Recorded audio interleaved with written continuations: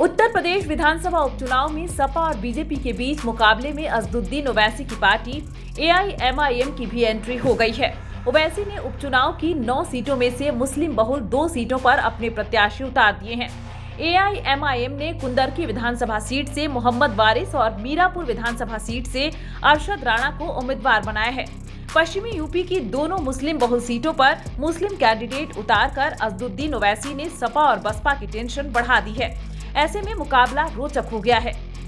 UP उपचुनाव में Owaisi PDM यानी पिछड़ा, दलित और मुस्लिम फॉर्मूले पर चुनावी मैदान में उतरे हैं, जिसके तहत मुस्लिम बहुल सीटों पर AIMIM चुनाव लड़ रही है, तो OBC बहुल सीटों पर OBC आधारित पार्टियों के खाते में गई है। इसके तहत ही कुंदरकी और मीरापुर सीट पर ओवैसी ने मुस्लिम प्रत्याशी उतारा, तो मझवा सीट पर प्रगतिशील मानव समाज पार्टी चुनाव लड़ रही है।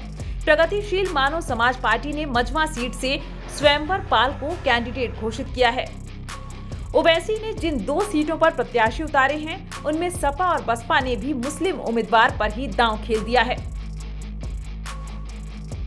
मीरापुर विधानसभा सीट से 2022 में सपा के समर्थन से RLD के चंदन चौहान विधायक चुने गए थे, लेकिन 2024 में बिजनौर से सांसद बन गए हैं। RLD ने अब बीजेपी के साथ गठबंधन कर रखा है, जिसके तहत मीरापुर सीट जयंत चौधरी की RLD के खाते में गई है। RLD ने अभी अपना उम्मीदवार घोषित नहीं किया है। सपा ने पूर्व सांसद कादिर राणा की बहू सुंबुल राणा को प्रत्याशी बनाया है, तो बसपा ने शाहनजर पर दांव लगाया है। चंद्रशेखर आजाद की आसपा ने जाहिद हुसैन को उम्मीदवार बनाया है और अब ओवैसी ने भी अरशद राणा को उतार दिया है। मीरापुर सीट पर 4 दलों से मुस्लिम कैंडिडेट मैदान में हैं, जिसके चलते मुकाबला काफी रोचक हो गया है। बसपा, सपा, आसपा और AIMIM की ओर से मुस्लिम प्रत्याशी उतारने की घोषणा के बाद RLD अपनी रणनीति में परिवर्तन कर रहा है। अब RLD गुर्जर या फिर जाट समाज के किसी चेहरे को उतार सकता है। बीजेपी के साथ गठबंधन होने के चलते RLD हिंदू प्रत्याशी मीरापुर में उतारती है, तो मुकाबला रोचक हो सकता है।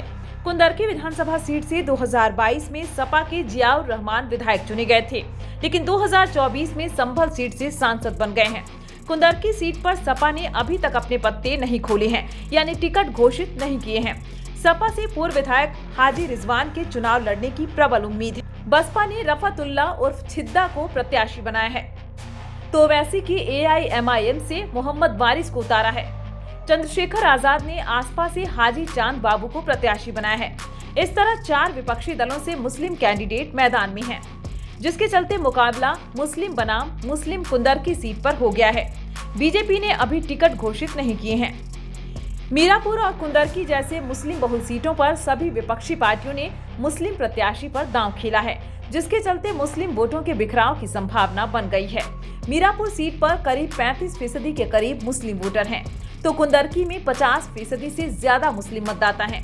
इस तरह से दोनों ही सीटों पर मुस्लिम वोटर निर्णायक हैं, लेकिन जिस तरह सभी विपक्षी दलों ने मुस्लिम उम्मीदवार को उतारा है, उसके चलते बीजेपी और RLD की बाँछें खिल गई हैं। हालांकि यह स्थिति यूपी के 2022 विधानसभा और 2024 के लोकसभा चुनाव में कई सीटों पर देखने को मिली थी, लेकिन मुस्लिम समुदाय ने एकजुट होकर बीजेपी के खिलाफ वोटिंग किया था।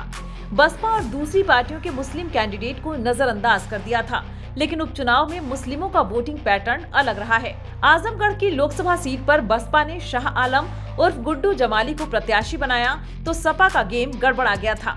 अब कुंदरकी और मीरापुर सीट पर जिस तरह मुस्लिम बनाम मुस्लिम की लड़ाई बन गई है, उसके चलते सपा और बसपा की टेंशन बढ़ गई है। असदुद्दीन ओवैसी ने मीरापुर सीट पर कांग्रेस से आए नेता को प्रत्याशी बनाया है, तो कुंदरकी में प्रभावी चेहरे पर दांव खेला है। कुंदरकी सीट पर ओवैसी की पार्टी का अपना सियासी आधार रहा है। इन दोनों ही सीटों पर सपा का सियासी आधार पूरी तरह से मुस्लिम वोट बैंक पर टिका हुआ है, क्योंकि दोनों ही सीटों पर यादव वोटर एकदम नहीं है। ओवैसी ने जिस तरह से मुस्लिम प्रत्याशी उतारे हैं और बसपा से लेकर चंद्रशेखर आजाद तक के मुस्लिम कैंडिडेट हैं, आसपा और बसपा दलित और मुस्लिम वोट के सहारे सियासी नैया पार लगाना चाहती है। ओवैसी से लेकर सपा, बसपा और चंद्रशेखर आजाद तक मुस्लिम वोटों को ही साधने में लगे हैं, तो बीजेपी और RLD की नजर बहुसंख्यक समाज के वोट बैंक पर है। सीएम योगी से लेकर बीजेपी के कई नेता खुलकर बटोगे तो कटोगे का नैरेटिव सेट कर रहे हैं। इसके जरिए हिंदू वोटों को सियासी संदेश दिया जा रहा है। यूपी के उपचुनाव में भी बीजेपी बटोगे तो कटोगे का दांव चल सकती है। ऐसे में मुस्लिम वोटों के बिखराव की संभावना सपा बसपा का चुनावी गेम बिगाड़ सकता है, तो बीजेपी के लिए उम्मीद की किरण जगा सकता है।